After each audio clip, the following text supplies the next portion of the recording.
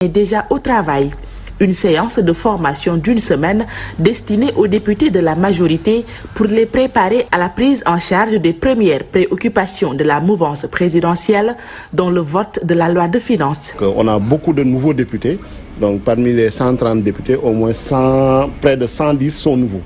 Donc il y a une vingtaine qui ont une expérience parlementaire, donc il faudrait renforcer leur capacité sur les questions liées à l'installation de l'Assemblée nationale, sur les questions liées au budget. La première préoccupation, ce sera bien sûr le budget, puisque le président de la République, son Excellence Bassirou Diomaye Faye l'a dit. Le budget sera soumis dans des conditions exceptionnelles, puisqu'il faudra le voter avant le 31 décembre.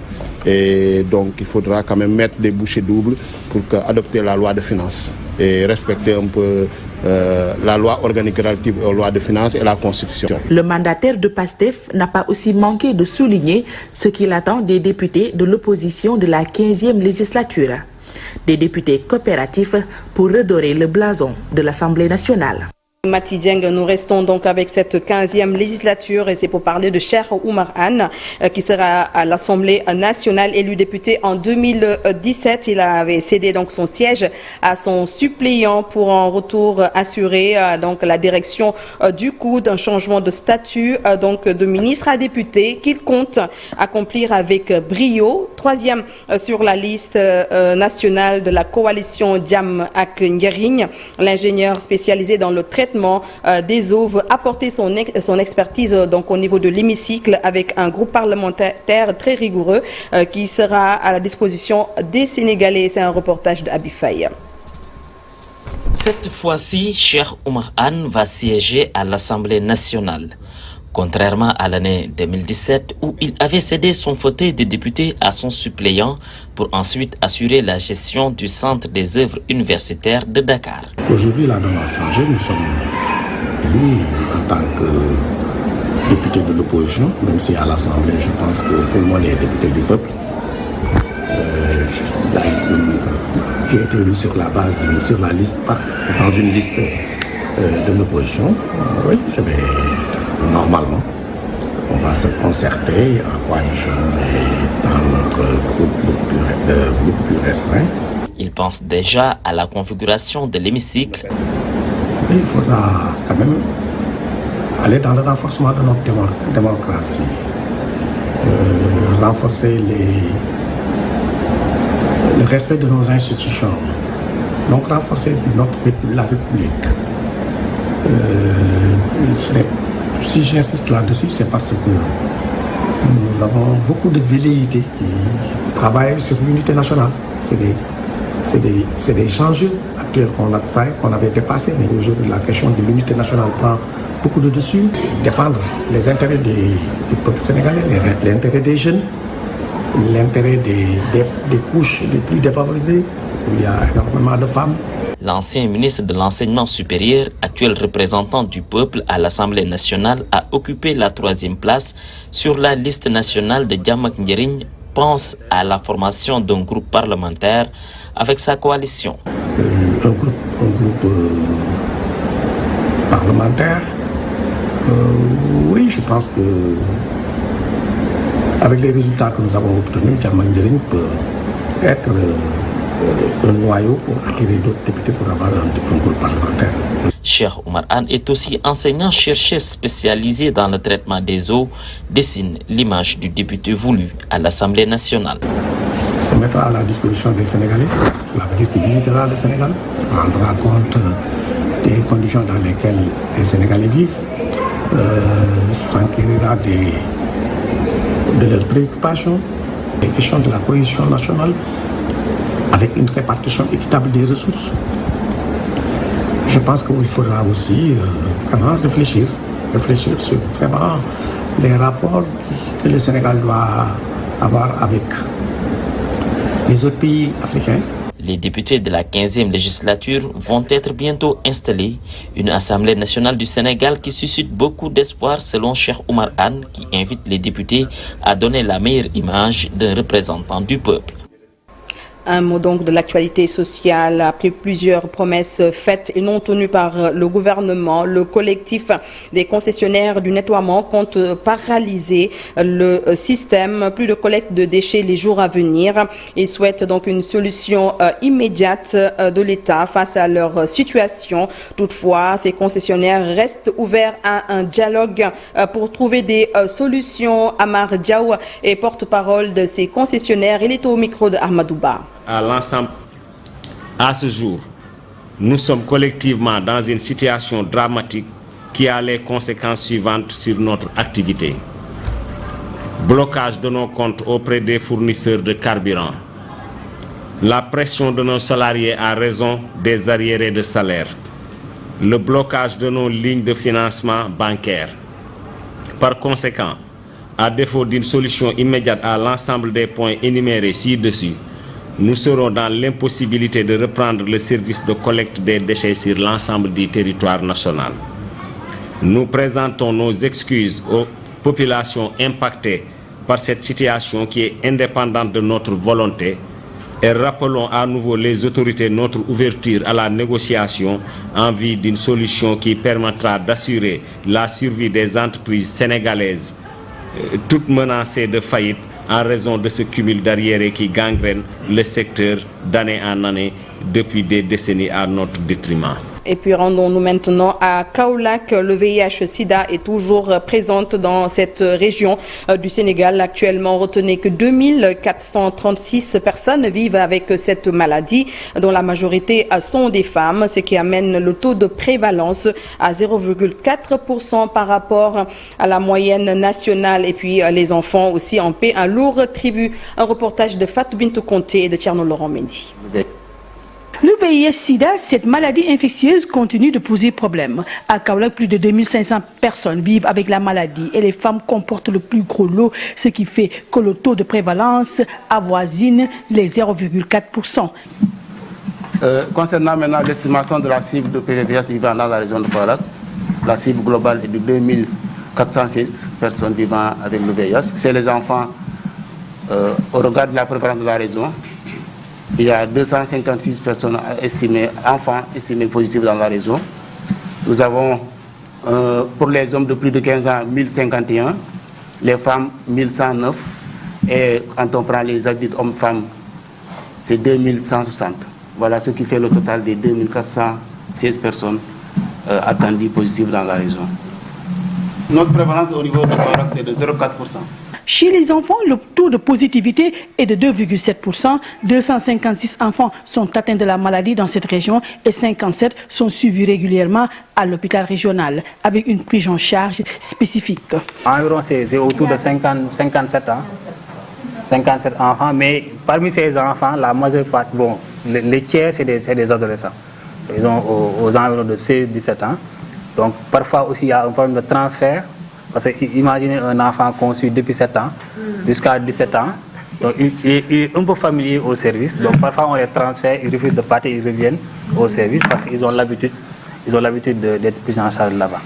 Cette prise en charge des enfants bute aussi sur des difficultés. La prise en charge pédiatrique est un peu particulière par rapport à la prise en charge de l'adulte. Parce que l'enfant a besoin soit d'un tuteur de ses parents pour que cette prise en charge soit efficace, mais malheureusement la majeure part des enfants, comme elle l'a dit, sont des orphelins. Et qui dit orphelin parfois dit problème de tuteur. Parfois c'est des enfants qui apparaissent dans les familles où les parents sont séparés. Donc parfois aussi c'est un problème de partage de statut. Et c'est ça qui amène les difficultés pour la prise en charge pédiatrique. L'autre chose aussi c'est par rapport aux médicaments. Bien vrai qu'il y a des formes qui sont adaptées à l'enfant, mais qui sont souvent en rupture par rapport aux autres, ce qui fait que parfois on a des difficultés pour l'observance. Actuellement, la prévention est timide, il faut une relance de la sensibilisation. Malheureusement, c'est vrai qu'en termes de prévention, en termes de communication, quand même, on a senti quand même une baisse de la communication du programme par rapport à la prévention. Là même, c'est un fait. Kaolack aussi a la présence de la maladie, le VIH-Sida, qui fait face à une absence de communication et de sensibilisation au détriment des autres maladies chroniques. Fabien Conté, nous restons donc dans le domaine de la santé, lutte contre le cancer du col de l'utérus et du sein. La section Saint-Pix de l'hôpital de Pékin qui appelle les femmes à se faire dépister régulièrement. Une journée de consultation gratuite et de dépistage s'est tenue donc au centre hospitalier de Pékin. C'est pour permettre aux femmes qui n'ont pas pu quand même bénéficier d'Octobre Rose de se rattraper. Docteur Fatou Diop, directrice de l'hôpital donc de Pékin. Elle est interrogée par Iboukan et Moudou Diop. La lutte contre le cancer, c'est tous les jours. C'est même pas tous les mois, c'est tous les jours. Tous les jours, les femmes sont atteintes de cancer. Tous les jours, des femmes meurent de cancer. Donc je pense que l'organisation de l'Octobre Rose au mois de décembre permet aux femmes qui avaient raté, qui n'avaient pas eu l'occasion de participer aux campagnes du mois d'octobre, de se rattraper en venant se faire dépister au mois de novembre. Sachant que le dépistage du cancer, c'est tous les jours. En tout cas, il y a des médias par les organisations. Et puis nous allons au sud du Sénégal, à Ziguinchor. La paix est au cœur donc de l'ordination épiscopale. L'ordinateur épiscopal du nouvel évêque du diocèse de Ziguinchor a eu lieu en présence d'une délégation gouvernementale conduite par le ministre de l'Intérieur, le général Jean-Baptiste Tine. Dans son allocution, le nouvel évêque a mis l'accent sur la crise en Casamance. C'est un reportage de Boubacar Diassi et de Lamine Mondian. À l'ordination, c'est le général Jean-Baptiste Tine, ministre de l'Intérieur, qui a conduit la délégation gouvernementale à l'ordination épiscopale de Monseigneur Jean-Baptiste Walter Manga. Le général Tine s'adresse aux fidèles en ces termes. J'ai l'immense honneur et le privilège de représenter son Excellence Monsieur le Président de la République à cette cérémonie solennelle. Permettez-moi de féliciter vivement Monseigneur Jean-Baptiste Walter Manga, qui dorénavant aura la lourde charge de conduire les destinées de ce diocèse de Ziguinchor. Vous incarnez le modèle abouti du guide religieux, brillant intellectuel, disponible, vertueux, au service de la communauté et de l'Église. Toute qualité que vous avez su fructifier depuis votre entrée dans les ordres, avec comme devise, je cite encore, « Ne reçois pas en vain la grâce de Dieu ». Dans son allocution, le nouvel évêque du diocèse de Ziguinchor met l'accent sur la paix en Casamance. Notre terre de Casamance est rassasiée du sang de nos frères et de nos sœurs. Nous sommes en effet, chers frères et sœurs, à la 42e année de conflit, le plus long en Afrique subsaharienne. L'on ne saurait imaginer l'impact psychologique d'un conflit aussi long. La façon de se penser, de se projeter dans l'avenir ne peut manquer d'être fortement impactée par ce fait. Combien de morts, combien de disparus, combien de morts restés sans sépulture digne, combien de funérailles impossibles à faire. Le drame du bateau de Diola, survenu en 2002, est venu saturer une coupe que l'on pensait pleine. D'autres morts qui n'ont que le ventre des fonds marins comme sépulture. Les fidèles catholiques s'en félicitent. Je suis un petit peu le cousin de Jean-Baptiste Manga, alors ça je suis ému, d'autant plus ému de tout ce qui s'est passé. Pour la Casamance, nous avons tous entendu son message, parce que avec ces problèmes de la Casamance, on a tant duré, et il souhaite que les gens se réconcilient et que le pardon puisse régner. Ça a touché tout le monde, c'est un discours de rassemblement, ça rassemble tout le peuple de Dieu. Il faut dire que Monseigneur Jean-Baptiste Walter Manga est le 5e évêque du diocèse de Ziguinchor depuis sa création. Et puis sport pour terminer, la grosse actualité sportive reste bien entendu le combat de lutte entre Modulo, le roi des arènes et Site, sur une série donc de 2 victoires. Modulo remet sa couronne en jeu ce dimanche, un challenger qui sort donc d'une défaite face à Lac de Guerre numéro 2. Toutefois, l'issue de ce combat reste indécise selon le chroniqueur Ibakan. Voyons tout cela avec Chersadi Boudjara. De la bagarre et beaucoup de tactiques sont attendus dans le combat royal.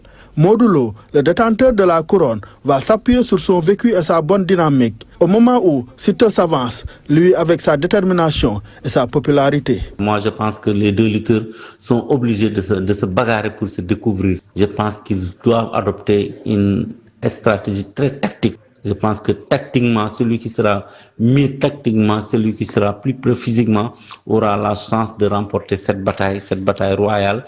Tout le monde sait que Modou Lo, il sort de 2 victoires face à Ama Baldé et Boy Niang 2, tandis que Siteu, il sort d'une défaite face à Lac de Guiers 2, donc il n'a pas le choix, il doit battre Modou Lo pour tenter de devenir le roi des arènes, le premier roi des arènes de Thiaroye, de Lansar, de Diamaguène, de Sicap Mbao. Donc Siteu sera très attendu, mais dans l'enceinte, moi je pense qu'on devra s'attendre à une rude bagarre. La victoire indécise, le combat Modou Lo-Siteu peut réserver beaucoup de surprises. Il ne faudra pas écarter une blessure, il ne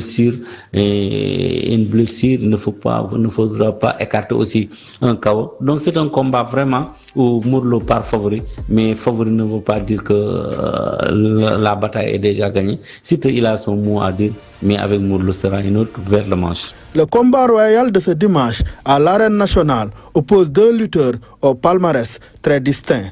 Modou Lo, c'est 22 victoires, 1 nul et 3 défaites.